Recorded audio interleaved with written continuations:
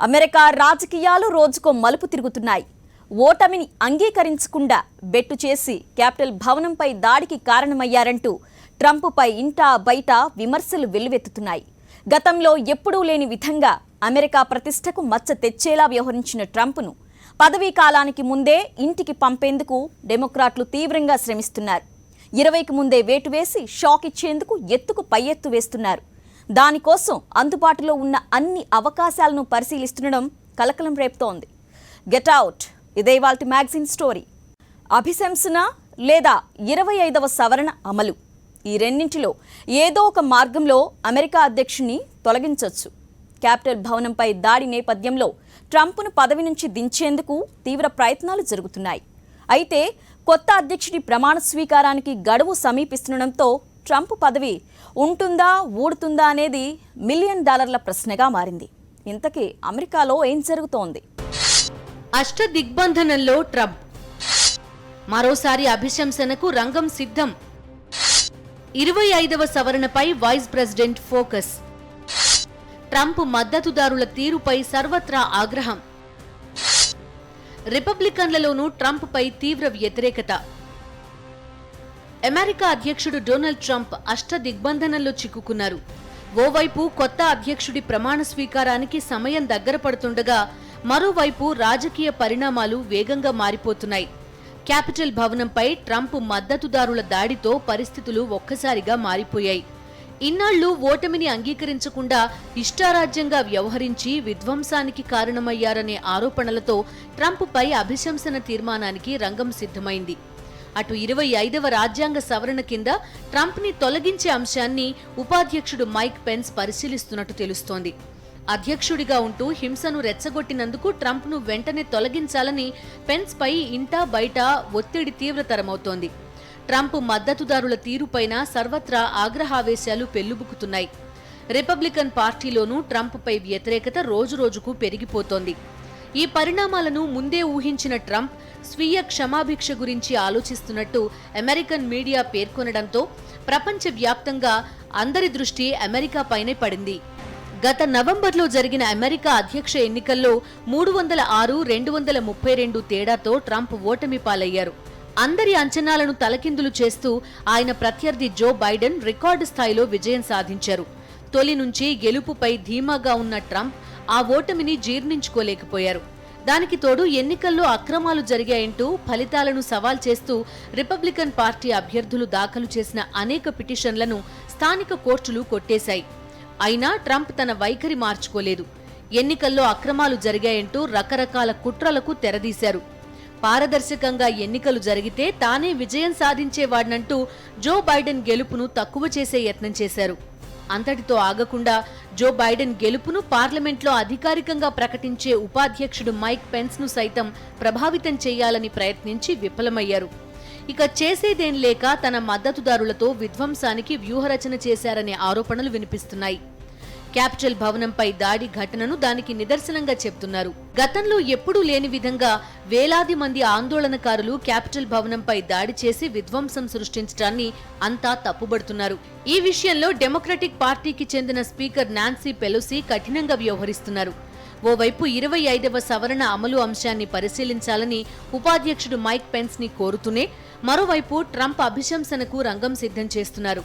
25వ సవరణ అమలుపై పెన్స్ ఎటూ తేల్చుకోలేకపోతుండటంతో మొదట అభిశంసన ప్రక్రియకే డెమోక్రట్లు మొగ్గు చూపుతున్నట్టు తెలుస్తోంది. ఒకవేళ అదే జరిగితే 2 సార్లు అభిశంసనను ఎదుర్కొన్న అధ్యక్షుడిగా ట్రంప్ చరిత్రలో నిలిచిపోతారు.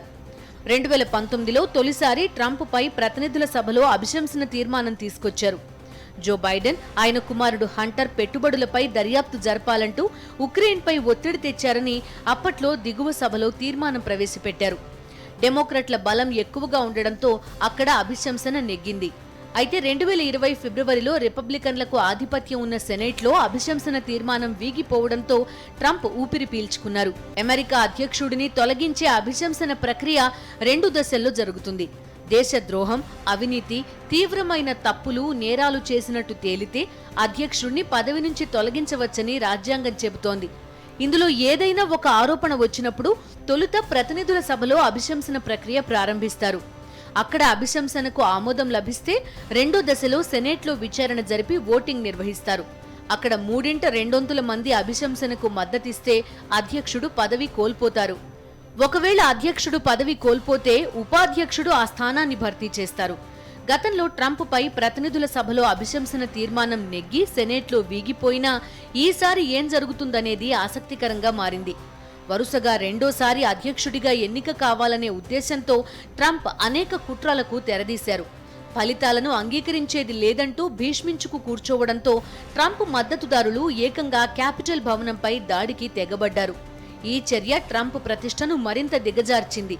దాంతో ఇంటా బయట ఆయన తీరుపై తీవ్ర విమర్శలు వెల్లువెత్తుతున్నాయి. రిపబ్లికన్ పార్టీకి చెందిన నేతలు కూడా ట్రంప్ తీరును తప్పుబడుతుండడం అమెరికా రాజకీయాల్లో కలకలం రేపుతోంది.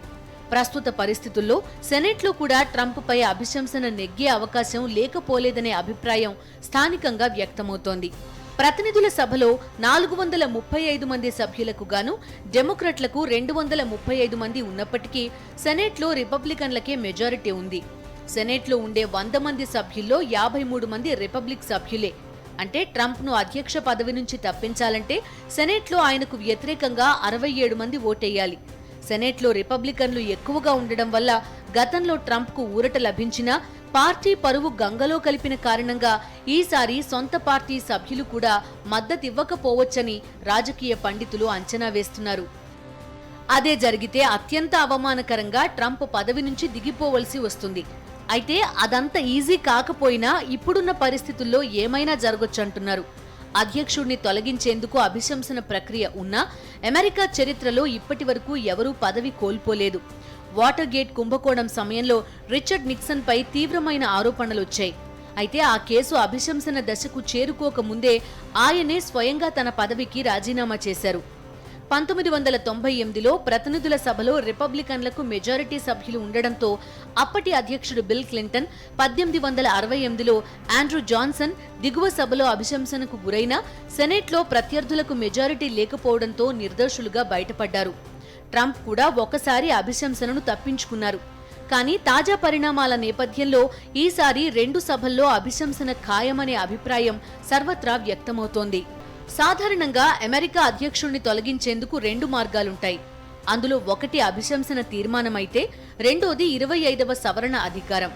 ఈ రెండింటిలో ఏ ప్రక్రియ జరిగినా కొత్త అధ్యక్షుడిని ఎన్నుకునేంత వరకు ఉపాధ్యక్షుడు అధ్యక్ష హోదాలో తాత్కాలిక బాధ్యతలు నిర్వర్తించాల్సి ఉంటుంది. ప్రస్తుతం అమలులో ఉన్న నిబంధనల ప్రకారం ప్రెసిడెంట్ ఎలెక్ట్ జో బైడెన్ ఈ నెల 20న ప్రమాణ స్వీకారం చేయాలి. ఇప్పటికే అనేక కుట్రలు చేసిన ట్రంప్ను కొత్త అధ్యక్షుడి ప్రమాణ స్వీకారానికి ముందే తొలగించాలని కేబినెట్ భావిస్తున్నట్టుగా తెలుస్తోంది.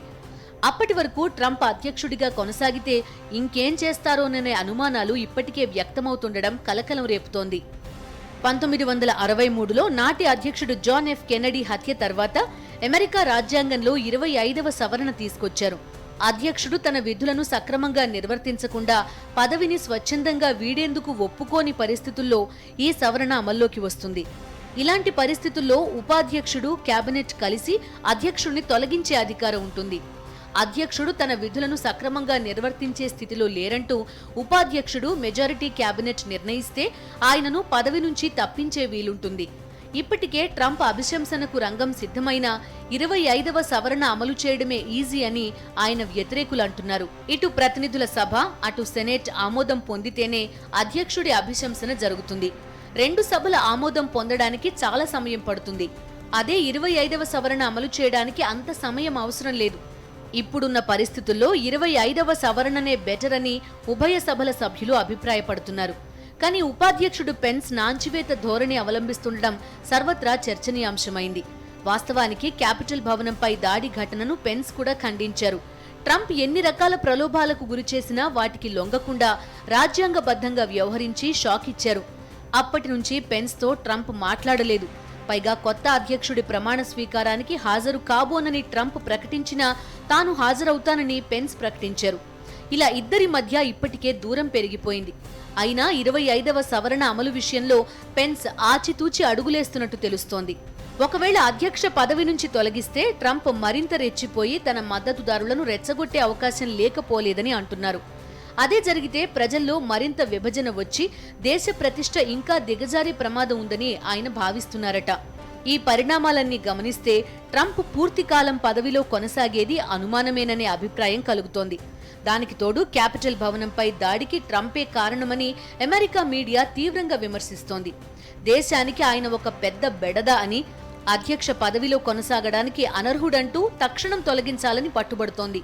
హింసకు దిగిన ట్రంప్ అనుచరులపైన చర్యలు తీసుకోవాలని న్యూయార్క్ టైమ్స్ తన ఎడిటోరియల్లో పేర్కొంది.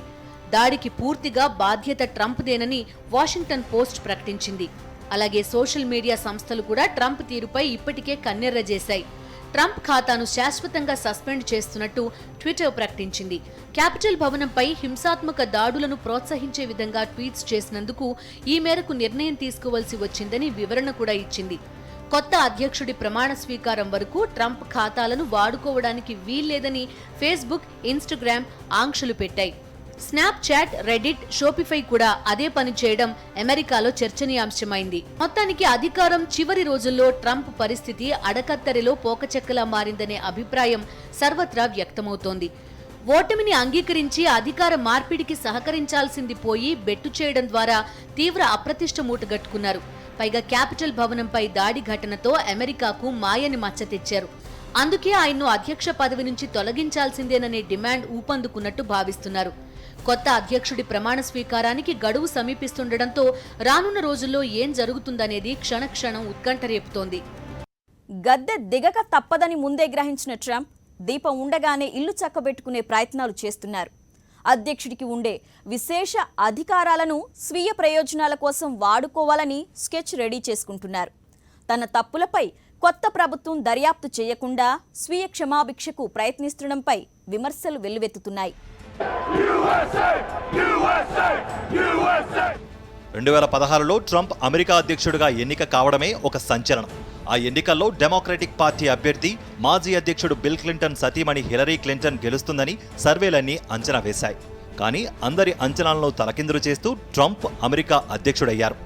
వ్యాపారిగా ఒక వెలుగు వెలిగిన ట్రంప్ అధ్యక్షుడిగా ఎన్నికయ్యాక కూడా అలాగే వ్యవహరించారు. సుదీర్ఘ ప్రయోజనాలు లక్ష్యంగా కాకుండా ఏకపక్షంగా నిర్ణయాలు తీసుకుంటూ నిత్యం వార్తల్లో వ్యక్తిగా నిలిచారు. దేశ వీసాల ప్రయోజనాల కోసం గతంలో అధ్యక్షులుగా వ్యవహరించిన వారు కీలక నిర్ణయాలు తీసుకుంటే వివాదాస్పద నిర్ణయాలతో ట్రంప్ అమెరికా ప్రతిష్టను మంటగొలిపారనే విమర్శలు ఉన్నాయి. చివరకు మొన్నటి ఎన్నికల్లోనూ ట్రంప్ తీరుపై ఇంకా బయట విమర్శలు వెల్లువెత్తాయి.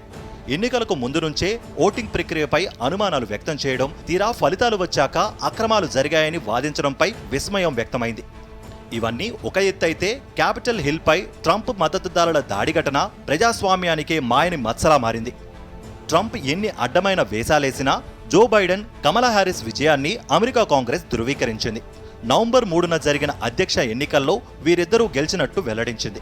మొత్తం 538 ఎలక్టోరల్ ఓట్లకు గాను అధ్యక్షుడిగా ఎన్నిక కావడానికి 270 ఓట్లు అవసరం. గత నవంబర్లో జరిగిన ఎన్నికల్లో జో బైడెన్కు 306 ఎలక్టోరల్ ఓట్లు రావడమే కాదు, సుమారు 51.3% అంటే 8,12,00,000 ఓట్లు వచ్చాయి.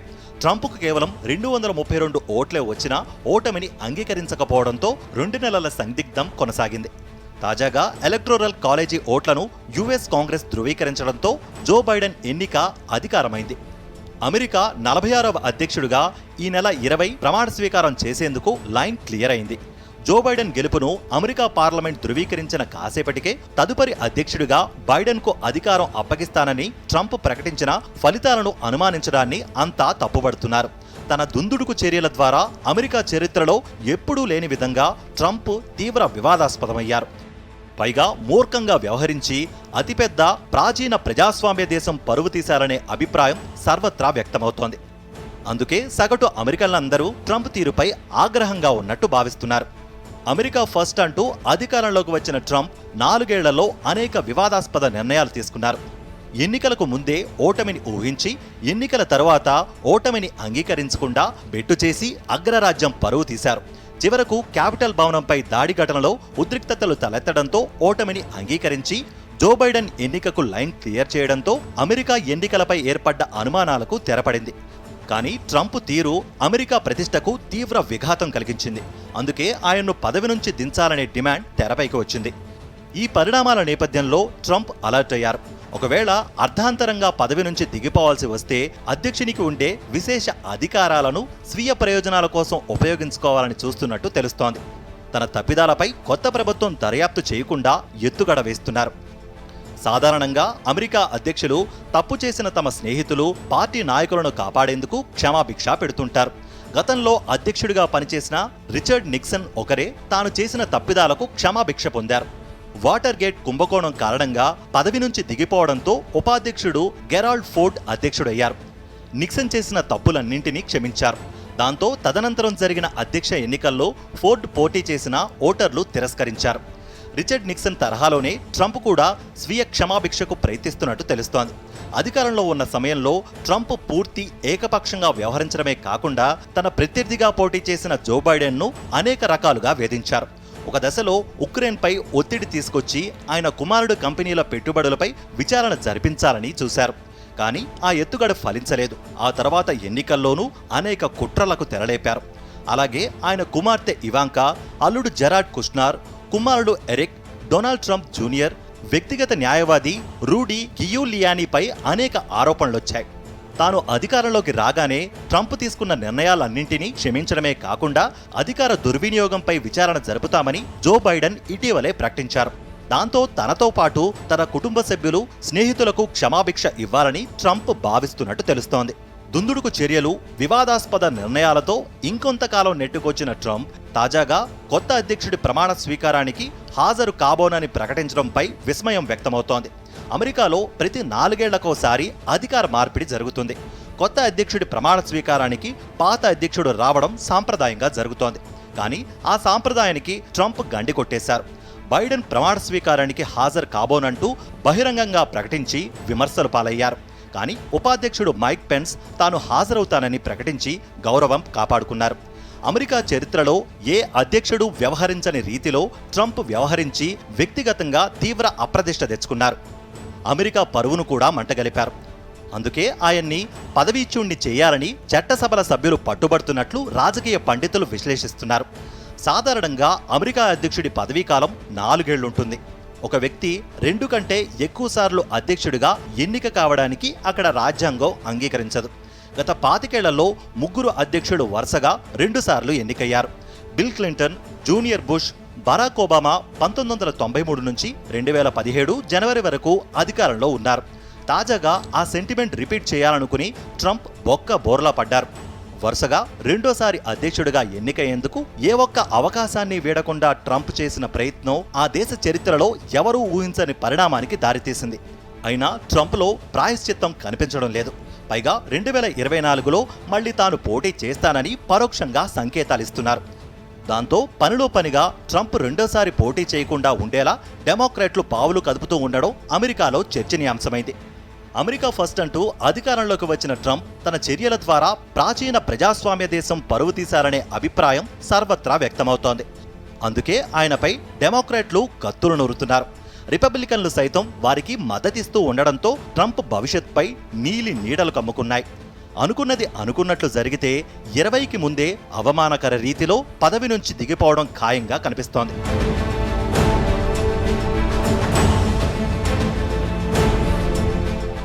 ఇది ఇవాల్టి మ్యాగజైన్ స్టోరీ. మరో ఇంట్రెస్టింగ్ టాపిక్తో మళ్ళీ కలుసుకుందాం. స్టే ట్యూన్ టు సాక్షి. నమస్తే.